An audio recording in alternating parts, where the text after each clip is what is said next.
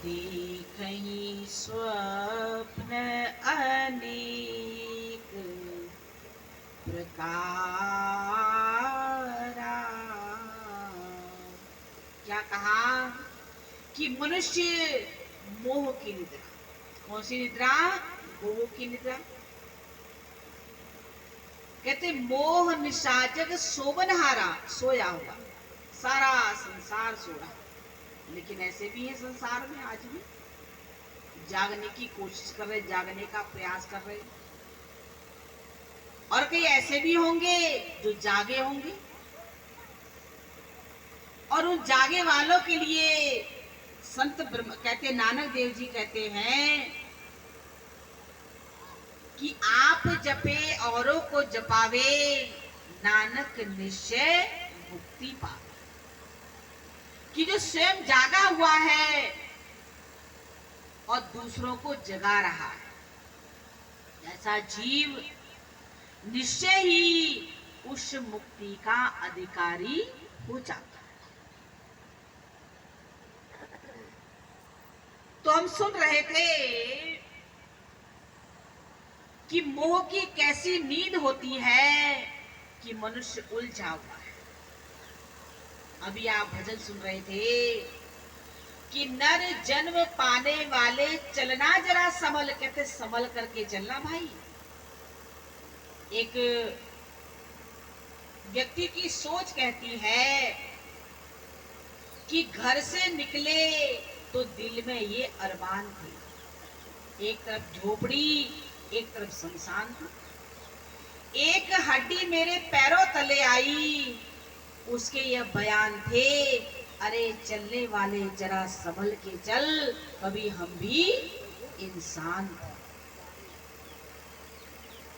व्यक्ति संसार में आकर के संभलना तो भूल जाता, लेकिन उसे आभास नहीं होता। जब आभास तब होता है जब उसे साधु संत मिलते हैं और सत्संग मिलता है।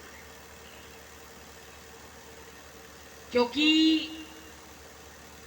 अगर आपने रामायण का जो सबरी और भगवान राम का प्रसंग है शायद पढ़ा हो, सुना हो,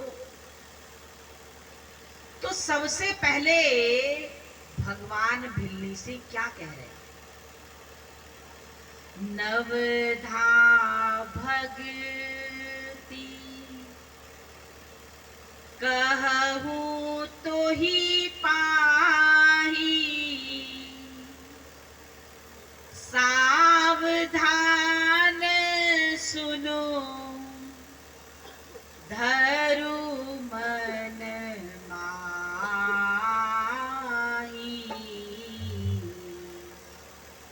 सावधान सुनो धरु मन माही।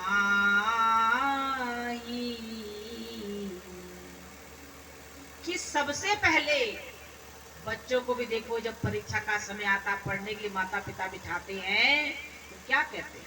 बेटा ध्यान पूर्वक सुनना, ध्यान पूर्वक समझना, जो टीचर समझाते हो ध्यान पूर्वक पढ़ना, ये तो समझाते हैं।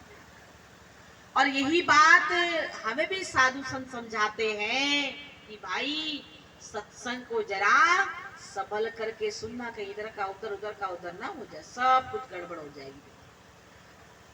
अगर मन भटक गया तभी तो कहते ना, कहाँ फिरे कहीं फिरे मनवा तो कहीं फिरे माला, राम ऐसी भक्ति से नहीं मिलने वाला। तो सबसे पहले भगवान ने बिल्ली को सावधान किया, मैं तुझे नवधा भक्ति सुनाऊंगा, तू सावधान होकर के सुनना, मन में धारण करना। और कहां से प्रारंभ करते हैं? प्रथम भगति संतन कर संगा, दूसरी रति मम कथा प्रसंग। कि मेरा जो भक्ति का मार्ग है वो कहां से प्रारंभ होता है, कहां से शुरू होता है? साधु संतों के संग से। अब हमारे अंदर कहते वो क्षमता भी होनी चाहिए कि हम समय के आत्मज्ञानी ब्रह्मवेता साधु संतों की पहचान कर सके।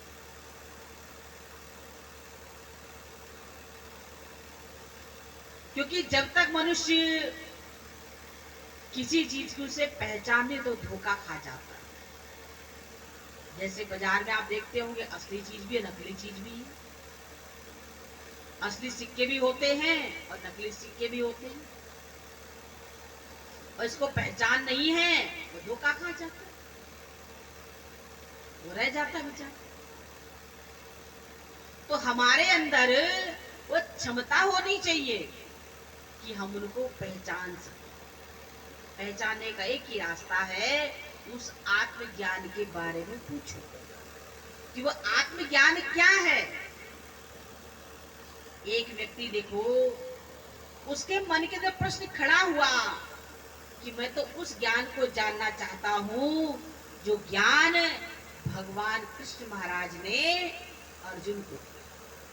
किसी संस्था में गया हूं, पूछा उसने, तो उसने हमारे गुरु महाराज जी का नाम लिया। भाई मेरे पास वो ज्ञान नहीं, तुम उनके दरबार में जाओ, वहां पर तुमको उस आत्मज्ञान की प्राप्ति हो।